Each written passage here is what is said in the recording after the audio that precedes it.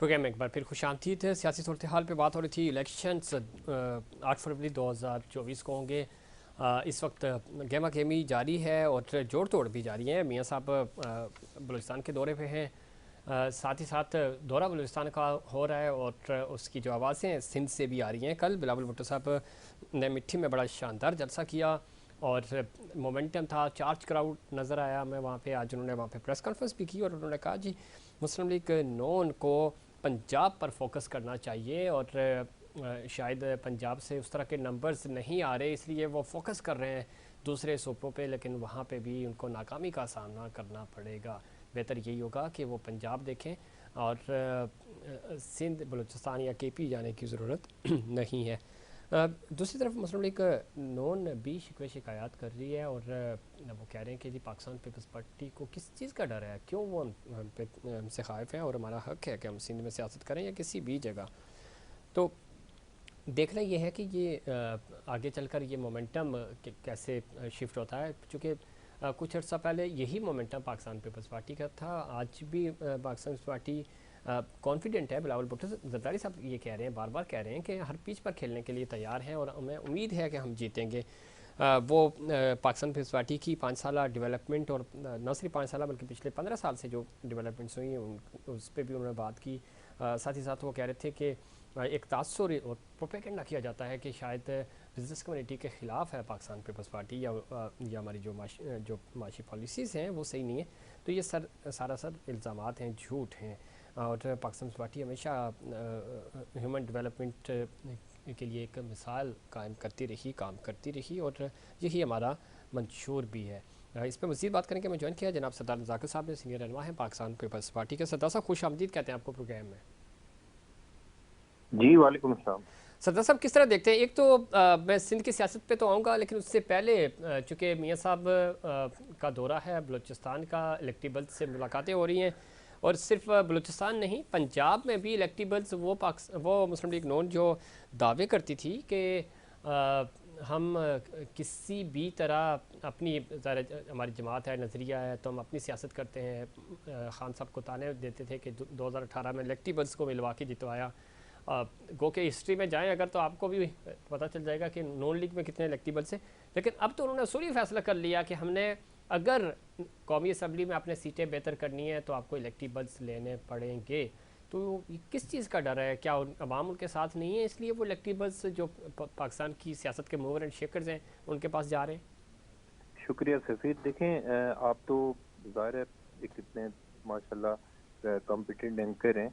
आपको पता है कि मुस्लिम लीग नून की हिस्ट्री ऐसी है कि जब नवाज शरीफ साहब का पॉलिटिक्स में इन्वॉल्वमेंट हुआ तो आपको याद होगा कि जनरल जिलानी साहब ये लाहौर में कहीं क्रिकेट खेल रहे थे, तो जनरल जिलानी साहब ने इनको बुलाया और पूछा कि आप इत्तेफाक फाउंड्री में क्या देखते हैं। जी जी। तो उन्होंने कहा कि जी मैं तो वहाँ फाइनेंस देखता हूँ। तो जनरल जिलानी ने कहा कि आप कल से आके पंजाब के फाइनेंस मिनिस्टर के तौर पे आप काम करना शुरू करते हैं। ये तो इनकी हिस्ट्री है। मुझे बड़ा ही अफसोस हुआ, बहुत ही ज्यादा दुख हुआ कि जब ये इस तरह की पॉलिटिक्स के ऊपर आए कि पाकिस्तान के अंदर इनको कैंपेन करनी चाहिए थी, मुस्लिम लीग नून की रीऑर्गेनाइजेशन करनी चाहिए थी। एक अवाम को जो उन्होंने एक नजरिया दिया था। अनफॉर्चुनेटली मियां नवाज शरीफ साहब बड़े कामरेड बन रहे थे। उन्होंने आपको याद होगा कि जीटी रोड पे एक प्रोटेस्ट किया था जिसमें उन्होंने पूछा था कि मुझे क्यों निकाला, और फिर उन्होंने एक नारा लगाया कि वोट को इज्जत दो।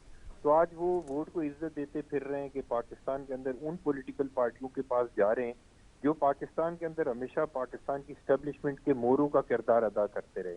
चाहे वो कराची की पॉलिटिकल पार्टी हो, एमक्यूएम पाकिस्तान हो, बाप पार्टी हो जी जी। या काफ लीग हो, ये वो मोरे पाकिस्तान के अंदर के जिनको हमेशा पाकिस्तान की स्टैब्लिशमेंट अपने साथ रखती है और बावजूद जरूरत उनको टिश्यू पेपर की तरह इस्तेमाल करती है और वापस फेंक देती है। किसी को नवाज शरीफ साहब अपने पास बुला रहे हैं, जिसकी जितनी औकात है उसके मुताबिक नवाज शरीफ साहब इस वक्त डील कर रहे हैं। और नवाज शरीफ साहब ने एमक्यूएम को जितना समझा था, एमक्यूएम को अपने पास बुलाया, बाप पार्टी के पास चले गए। इसी तरह काफ लीग के हवाले से भी आज खबरें आ रही है कि वो 10 सीटों पे सीट एडजस्टमेंट कर रहे हैं। तो मेरे ख्याल में पाकिस्तान की पॉलिटिक्स ये तो बिल्कुल क्लियर हो गया कि मियां नवाज शरीफ साहब ने माजी से कोई सबक नहीं सीखा। मियां नवाज शरीफ साहब ने हमेशा पाकिस्तान के इदारों के कंधों पे चढ़ के सियासत की। बल्कि मैं तो कहता हूँ कि पाकिस्तान की स्टैब्लिशमेंट का सबसे बेहतरीन प्रोडक्ट मियां नवाज शरीफ साहब और मुस्लिम लीग नून है, कि जिस तरह इनका किरदार है, मैं समझ रहा हूँ कि पाकिस्तान की हिस्ट्री में कोई भी पॉलिटिकल वर्कर इनके ऊपर बिलीव नहीं करेगा।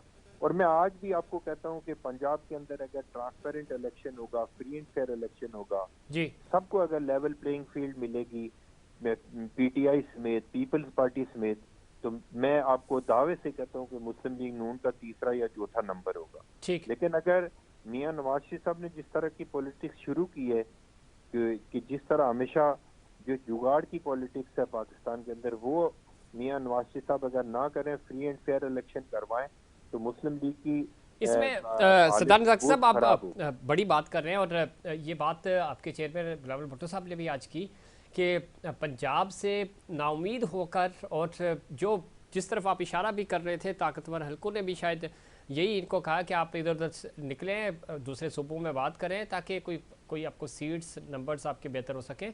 पंजाब में वैसा रिस्पांस नहीं आया। जीटी रोड की बातें होती थी, वो सियासत भी शायद दफन हो चुकी है। और जो आप कह रहे हैं कि अगर थोड़ा सा भी पंजाब में मार्जिन मिला, लेवल प्लेइंग फील्ड मिली तमाम पॉलिटिकल स्टेक होल्डर्स को, तो शायद मुस्लिम लीग नून वैसे रिस्पॉन्ड ना कर सके, अवाम उनके साथ उस तरह नहीं है। लेकिन आपसे पहले सद्दीकुल फारूक साहब थे हमारे शो में, वो ये कह रहे हैं कि हम तो पंजाब तो हमारे पास है ही है, अब तो हमारी नज़रें सिंध पे हैं, हमारी नज़रें केपी और बलूचिस्तान पे हैं। देखिए, सदीकुल फारूक साहब मेरे लिए बहुत काबिल एहतराम है, ज़ाती तौर पे मैं मेरे उनके बड़े अच्छे ताल्लुकात हैं। लेकिन सदीकुल फारूक साहब को ये चीज़ सोचनी चाहिए कि जिस तरह लोगों को इन्होंने गुमराह किया, बिलखुसूस नवाज शरीफ साहब ने, कि लंदन बैठ के जो 5 के टोले का नाम लेते थे, क्या ही हिम्मत हो, जुर्रत हो, हम पाकिस्तान के लोग इस चीज़ पे कान तरस के, कि जिस तरह नवाज शरीफ साहब एक दिलेराना गुफ्तगू करते थे और ये कहते थे कि मैं 5 का जो टोला है उनके नाम भी लेते थे, जी, कि मैं उनका एहतसाब करूंगा, मैं उनके एहतसाब के बगैर कभी इक़्तिदार नहीं चाहता। लेकिन आज मैं समझ रहा हूँ कि जिस तरह मियां नवाज शरीफ साहब ने कंप्रोमाइज किया है, तो ये पाकिस्तान की देखें, सफीर, अब पाकिस्तान में ऐसी सिचुएशन नहीं है कि ये लोग इस तरह चीटिंग करके पाकिस्तान के अंदर सियासत कर सकेंगे। आपने देखा कि जिस तरह लम्स यूनिवर्सिटी के अंदर हमारे केयर टेकर प्राइम मिनिस्टर को जिस तरह जिन सवालों का सामना करना पड़ा, जी, और जिस तरह उनको एक एक बेशर्मी का सामना करना पड़ा, मेरे ख्याल में इससे कम मियां नवाज शरीफ साहब की बेइज्जती नहीं होगी अगर मियां नवाज शरीफ साहब इदारों के कंधों पे चढ़ के पाकिस्तान के अंदर सियासत में आएंगे और प्राइम मिनिस्टर बनेंगे। हम क्या चाह रहे हैं? बुनियादी तौर पे पाकिस्तान पीपल्स पार्टी के चेयरमैन बिलावल भुट्टो जरदारी और पीपल्स पार्टी की सीईसी क्या चाह रही है? हम ये चाह रहे हैं कि पाकिस्तान के अंदर आज़ादाना, मुनसिफाना और गैर जानिबदाराना इलेक्शन हो। पीटीआई समेत, पीपल्स पार्टी समेत तमाम पॉलिटिकल पार्टीज को इक्वली लेवल प्लेइंग फील्ड मिले, फ्री एंड फेयर इलेक्शन हो। अगर उसके बाद पाकिस्तान के लोग मुस्लिम लीग नून को वोट करते हैं, तो पाकिस्तान पीपल्स पार्टी अपनी हार और मुस्लिम लीग की जीत को तस्लीम करेगी। अगर पीटीआई पाकिस्तान के अंदर सिंगल लार्जेस्ट पार्टी के तौर पे सामने आती है, तो हम उनकी जीत को और अपनी हार को तस्लीम करेंगे। लेकिन कुछ लोगों के हाथ बांध के, कुछ लोगों को लेवल प्लेइंग फील्ड से दूर करके, अगर मियां नवाज शरीफ साहब को इक़्तिदार दिलवाना है, तो फिर ये 60 अरब रुपए का इस गरीब आवाम का क्यों नुकसान कर रहे हैं? ठीक। हम तो चाह रहे हैं, हम तो कह रहे हैं इनको कि अगर पाकिस्तान के इदारे ये चाह रहे हैं कि मियां नवाज शरीफ साहब के गले में इक़्तिदार की घंटी बांध के हमने बैठाना ही है, तो फिर ये 60 अरब पाकिस्तान के गरीब आवाम को झोंकने की क्या जरूरत क्या, है? लेकिन इलेक्शन के सरदार अंदर साहब ये बताएं। आप उनको बैठा दें प्राइम मिनिस्टर की सीट ठीक, पे, सरदार साहब, तो आप तो कुछ भी कर इतना सकते हैं। इतना इतना आसान नहीं होगा जिस तरह आप बता रहे हैं। और अब आपके सामने ही है, खुद मुस्लिम लीग नून के एक ऑफिशियल पेज से सर्वे आया, वहाँ पे मुस्लिम लीग नून खुद अपने ही डिजिटल अकाउंट के ऊपर इलेक्शन कैंपेन में कोई 5वें नंबर पे खड़ी थी इलेक्शन रिजल्ट के मुताबिक। गो कि यह सर्वे और ये चीज़ें यहाँ पाकिस्तान में मैटर नहीं करती, लेकिन फिर भी टील्ड है। आप खुद अवामी सियासत करते हैं, आप ट्रैवल करते हैं थ्रू आउट पाकिस्तान, आप अवाम में जाके बात कर लें, वैसे किसी जगह बैठे हैं शादी ब्याह में, तकरीबात में, तो टिल्ड नज़र आता है ना अवाम क्या सोच रहे हैं। ये सब अगर मुस्लिम लीग नून जिस तरह जा रही है, और इसका नेगेटिव इम्पैक्ट पड़ रहा है मुस्लिम लीग की क़यादत के ऊपर भी और उनके किरदार के ऊपर भी इनफैक्ट, तो आप नहीं समझते कि ये तो इमरान खान तो फिर भी 3.5 साल सर्वाइव कर गए, तो ये तो शायद साल भी सर्वाइव ना कर सकें अगर इस तरह इक़्तिदार संभाला तो।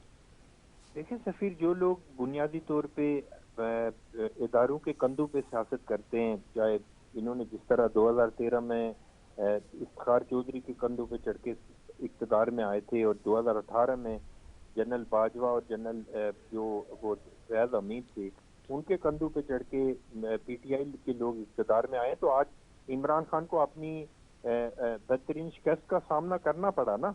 इमरान खान को अपने हाथ से किए हुए अपने दांतों से खोलने पड़ रही है। जी। तो ये आज भी पाकिस्तान पीपल्स पार्टी इन पॉलिटिशियंस को कन्वे कर रही है मैसेज कि आप किसी का पार्ट एंड पार्शल बन के, आप किसी का पिट्ठू बन के पाकिस्तान के अंदर सियासत ना करें, बल्कि पाकिस्तान के अवाम के अंदर जाके सियासत करें। आज इमरान खान से कोई पूछे ना कि कल तक तो वो बड़ी खुश असलूबी से, खुशी से इदारों का दिया गया इक़्तिदार कबूल करके पाकिस्तान के अंदर बढ़ के मारते थे, और आज नवाज शरीफ साहब की इसी तरह की हम बॉडी लैंग्वेज देख रहे हैं। तो ये लोग क्या करेंगे? कल इसी तरह नवाज शरीफ 3 साल बाद जलील होंगे, जिस तरह आज इमरान खान को जलील किया जा रहा है। पीपल्स पार्टी, हम एंटी एस्टेब्लिशमेंट नहीं है, हम एंटी जुडिशरी नहीं है, हम एंटी ब्यूरोक्रेसी नहीं है। हम ये सिर्फ चाह रहे हैं कि पाकिस्तान के इदारे अपनी डोमेन में रह के काम करें, ठीक। पाकिस्तान का इलेक्शन कमीशन को फ्री एंड फेयर इलेक्शन करने का मौका फराहम किया जाए, और इलेक्शन कमीशन को फैसिलिटेट करने के लिए पाकिस्तान के तमाम इदारों को अपनी सर्विसेज प्रोवाइड करनी चाहिए। ठीक है, पाकिस्तान सरदार की साहब बिल्कुल पॉलिटिकल दुरुस्त कह रहे पार्टियों को, हैं, ये बुनियादी हक भी है सबका। इलेक्शन कैंपेन में जाना चाहिए, ना कि सिर्फ इदारों के इशारों पे चल के कभी बाप ठीक। पार्टी के पास जा रहे हैं, कभी एमक्यूएम जैसे मुर्दा घोड़े में जान डाली जा रही है यहाँ पे। तो ये बड़ा अनफॉर्चुनेट है। ठीक है, लेकिन जान कैसे डलेगी और कितनी डलेगी, वो अब कराची में आप भी होते हैं, हम भी सबको पता है कि क्या हालात हैं यहाँ पे एमक्यूएम के या दूसरी जमातों के। इवन सरदार साहब, ये इम्पैक्ट कितना असर करेगा, और ख़ास तौर पे जब हम इस तरह की सियासत की बात कर रहे हैं। अब ज़रा 2024 में इलेक्शन होंगे 8 फरवरी को, इत्तेहाद इस तरह के बनाए जा रहे हैं। सिंध की जब हम बात करते हैं, कल बिलावल साहब ने बड़ा ज़बरदस्त जलसा भी किया, आज प्रेस कॉन्फ्रेंस भी की, वो बात भी कर रहे हैं। अभी तक हमें तो नज़र नहीं आ रहा, हमें कोई इल्ज़ामात भी अब पे लगते रहते हैं दूसरी जमातों की तरफ से, लेकिन कम अज़ कम आज की तारीख तक सिंध में तो आपको कोई शिकस्त नहीं दे सकता, सिवाय इसके कि कोई बड़ा हाथ ना हो जाए, जो कि आपको पता है कि अगर कुदर कहीं से गेम चेंज हुई। अदरवाइज ग्राउंड रियलिटीज़ ये है कि मुस्लिम लीग नून के पास कैंडिडेट ही नहीं है, दूसरे जो इत्तेहाद हैं वो मिलकर भी आपका मुकाबला नहीं कर सकते। तो क्या समझते हैं, हमें पाकिस्तान पीपल्स पार्टी चारों सूबों की जंजीर हुआ करती थी, पंजाब में आप कमज़ोर है, मुस्लिम लीग नून सिंध में कमज़ोर है, पीटीआई उस तरह रही नहीं, तो ये तासुर क्यों आ रहा है कि इस दफ़ा कोई भी सिंगल लार्जेस्ट पार्टी नहीं होगी, टुकड़ों में ही होंगे? सिंध आपके पास होगा, पंजाब 4 जमातों के पास। मैं आपको चैलेंज करके कह रहा हूँ कि पाकिस्तान के इंटरनेशनल अगर ऑब्जर्वर आएंगे पाकिस्तान के इलेक्शन के अंदर, पाकिस्तान पीपल्स पार्टी को फ्री एंड फेयर इलेक्शन का मौका फराहम किया जाएगा, तो पाकिस्तान पीपल्स पार्टी सिंध, बलूचिस्तान और जनूबी पंजाब और सेंट्रल पंजाब से भी कुछ सीटें मिलेंगी, और केपीके से हम कुछ दोस्तों के साथ हम अलायंस करेंगे, और Peoples Party single largest party Pakistan के अंदर सामने आएगी अगर फ्री एंड फेयर इलेक्शन होता है। ठीक। जहाँ तक आपने सिंध के हवाले से सवाल किया, देखें सिंध में कुछ अरसा पहले ही यहाँ पे कराची में बल्दियाती इलेक्शन हुआ, और जिस तरह कराची के लोगों ने पाकिस्तान पीपल्स पार्टी के चेयरमैन बिलावल भुट्टो जरदारी का जो नारा था कि कराची हम सब का है, इस बुनियाद के ऊपर कराची के लोगों ने चेयरमैन पाकिस्तान पीपल्स पार्टी का इंतखाबी निशान जो तीर था उसके ऊपर मोहर लगा के कराची, हैदराबाद और पूरे सिंध के अंदर जितने मेयर बैठे हुए इस वक्त पाकिस्तान पीपल्स पार्टी के बैठे हुए। हाँ, मैं मानता हूँ कि 2-3 ऐसे डिस्ट्रिक्ट थे, क्योंकि मैं बहुत ग्रास रूट लेवल पे सिंध के अंदर सियासत को मॉनिटर करता हूँ। हमारे गोटकी डिस्ट्रिक्ट के अंदर हमारी कुछ ऐसी डिवीजन थी कि जिसमें हम सोच रहे थे कि हो सकता है हमको 1-2 सीटें कुछ लूज कर जाएं, लेकिन मैं अप्रिशिएट करना चाहता हूँ आसिफ अली जरदारी साहब को और बिलखुसूस नासिर हुसैन शाह साहब को, जिन्होंने हमारे जो जीडीए के लीडर थे मेयर साहब, उनको पीपल्स पार्टी में शामिल करवाया। इसी तरह शिकारपुर से हमारे जो जतोई फैमिली के लोग थे वो भी सारे पीपल्स पार्टी के अंदर शामिल हो गए।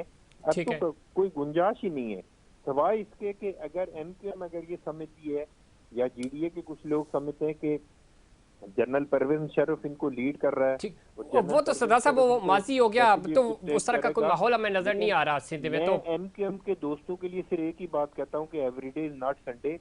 हर एक दिन एतवार नहीं होता, हर एक दिन ठीक है, बहुत छुट्टी नहीं शुक्रिया होती। सरदार साहब, आपने प्रोग्राम में वक्त दिया। नाज़रीन, इसमें कोई शक नहीं है, इलेक्टिबल्स की सियासत पाकिस्तान में बड़ा मैटर करती है। और फिर छोटी छोटी जमातें, चाहे वो बाप पार्टी हो कराची की, जब हम बात करते हैं MQM हो, GDA इत्तेहाद हो, माजी में ये सारे लोग पाकिस्तान तहरीक इंसाफ का हिस्सा रहे, उनके साथ हुकूमत में शामिल रहे। फिर जब 16 महीनों के लिए इत्तेहादी हुकूमत आई PDM की, तो उसका हिस्सा भी बने रहे। अब आने वाली हुकूमतों के लिए भी पहले से ही इत्तेहाद बनाए जा रहे हैं और ये इत्तेहाद माजी में भी बनते रहे। इलेक्शन के बाद का इत्तेहाद तो कामयाब रहा, लेकिन इलेक्शन से पहले जो इत्तेहाद हुए वो हमेशा नाकाम रहे पाकिस्तान पीपल्स पार्टी के ख़िलाफ़। देखना यह है कि क्या कोई बड़ी डेवलपमेंट हो सकेगी या नहीं। और अभी जो कि इलेक्शन में वक्त है, मोमेंटम बनाया जा रहा है, देखते हैं कि अक्सरियत अवाम किसको वोट करते हैं, और ज़ाहिर है फैसला अवाम ने करना है। ये था हमारा आज का प्रोग्राम। उम्मीद करता हूँ दीगर प्रोग्राम्स की तरह आज का प्रोग्राम भी आपको पसंद आएगा। मुझे और इनसाइड पाकिस्तान की पूरी टीम को दीजिए इजाज़त। अल्लाह निगहबान।